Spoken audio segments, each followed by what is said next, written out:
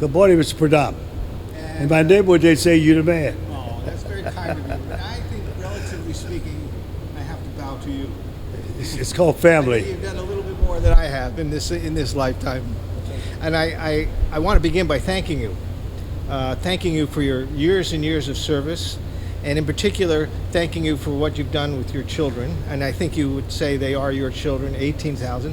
One thing that didn't get mentioned that I think is one of the highlights of your career is you've made the Illinois motor vehicle getting a license much more acceptable, much more tolerable. It's actually pleasant to go out there now. So you did a great job.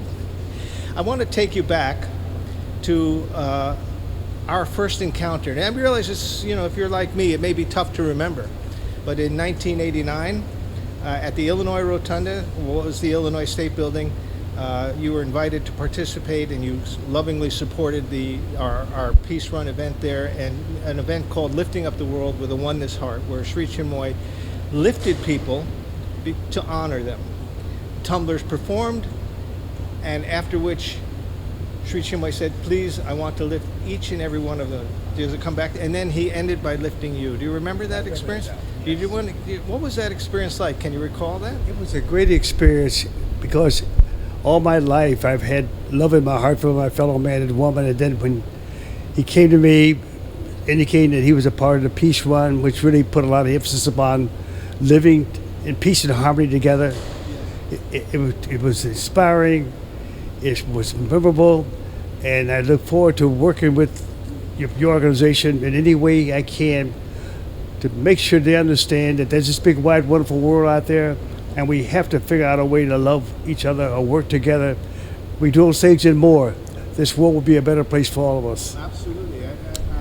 I know that Sri Chinmoy would talk about a oneness world family, and you've visited how many countries around the world with the tumblers? We probably have visited about 25 countries.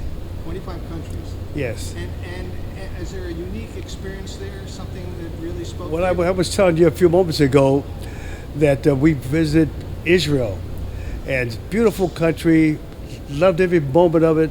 But there was only one thing that I didn't like, and that is the fact that when it came time for me to eat breakfast, no bacon, ham, or sausage. Oh, then you wouldn't like my restaurant then, because we were a vegetarian. We met outside of my restaurant at Roscoe Village where you performed, and I came out and said hello to you on behalf of Sri Chinmoy then. I remember we tried to get as high as we possibly can without any roots, herbs, or spices. So that was a unique experience for you. Tell me about your work with the children. How much do you interact with them personally? Well, I'm a part of their life from start to finish. Once the parents bring them into this world, I make sure that they're in school on time every day and have one aim in mind to get the best education possible.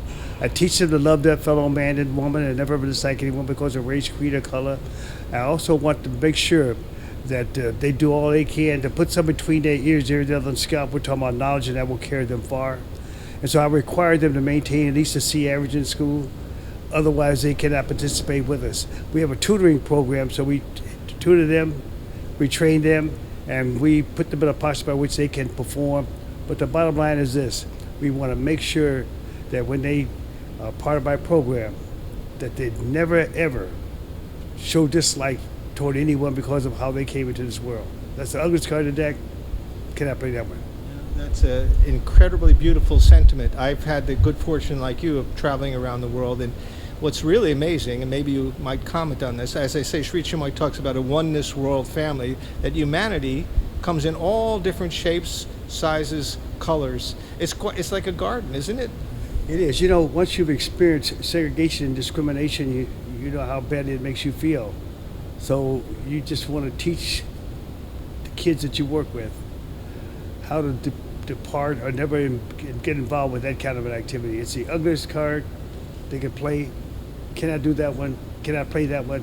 Yeah. And yet, as I said before, be associated with anything that I'm involved with. And I'm 30 moves a second. I'm involved with everything under the sun. I have a drum corps. I have the tumbling team. We have tutoring. We have mentoring. We have scholarship programs. We have a lot of programs that are designed to help young people become better educated, better informed, put them into the world, out into the world, become a positive force. But if they depart from our my philosophy of life, then they become persona non grata. And they say, well, what does that mean, Mr. White? That means you're out of here. Well, the beautiful thing about your program, and of course, again, this is what Sri Chinmoy is all about, is that you're building inner character. You know, you can't give to the world something that you don't have. You might want to give $1,000 to everybody in the room. But if we want to create love and we want to create harmony, is this you or me? I can't tell. Then it's important that we have that as our own personal wealth, first and foremost, and then we're in a position to give that. And could you speak a little bit about building inner character, your program, what it does? Well, Go ahead and get it. well, let me share this with you. You see this phone? Yes, sir. The other day, I'm coming out of the Joe Food store, and a fellow put a gun on me. He said, it's a stick-up. He said, I want your ring, your watch, your cash, your jewelry, anything of value I want on the hood of this car. And when I search you, and I'm going to search you, if by chance I find out that you withheld something of value from me, I'm going to shoot you. I said, well, what about this? He says, oh, man, you can keep that. So if Hillary Clinton had a phone like this, she'd be president today. So your question was?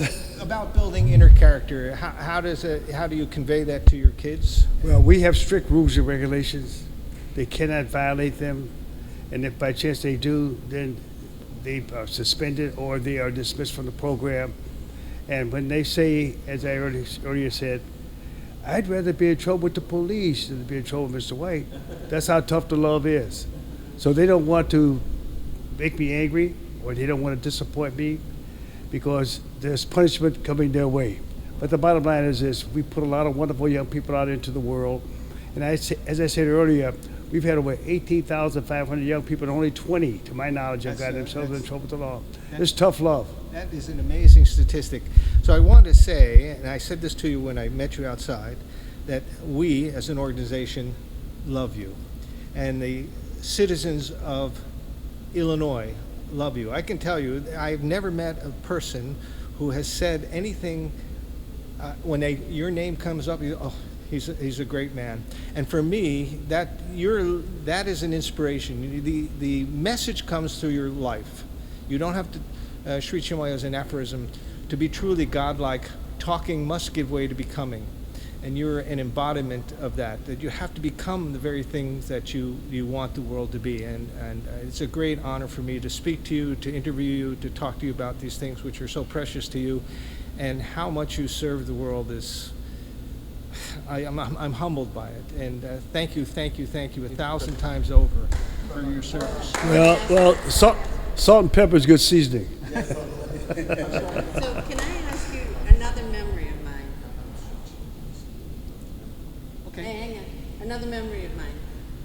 I came and asked you at some point, when you were still in Old Town, would you consider writing a letter of recommendation for Sri Chinmoy to receive the Nobel Prize? Nobel Peace Prize. Yes, Do you remember that? I remember that. And what was my response? What was your response? I was going to ask you that. Your Two- response was, 2 thumbs up. there you go. Say that again, please, because I was talking over you. Two thumbs up, yes.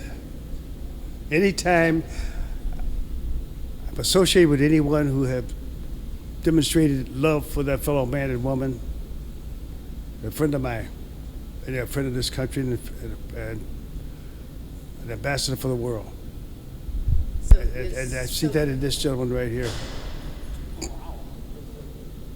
So tell us more about why you felt like Nobel Peace Prize, like top in the world kind of thing.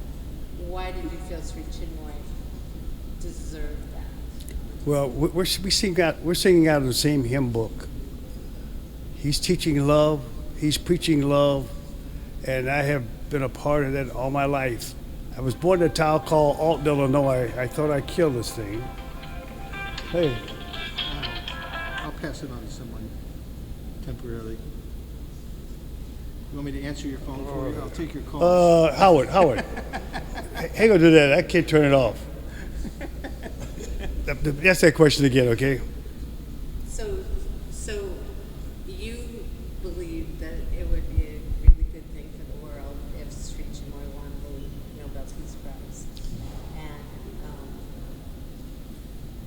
sense of what? I think that when you think in terms of someone preaching and teaching about loving their fellow man and woman, you can't get any better than that. All of us should be a part of, or have that as a part of our philosophy of life. When we do those things and more, this world is a better place for all of us. What was it like being lifted? Puppy? What was it like being lifted by Sri Chinmoy? Oh, it was quite an experience. I had never been treated that royally before. He's quite a man, quite a man. And more than that, his philosophy and his teaching and his leadership is beyond reproach. And all of us should be singing out of the same hymn book. So, as I said before, to him, if one day would they say, "You're the man,"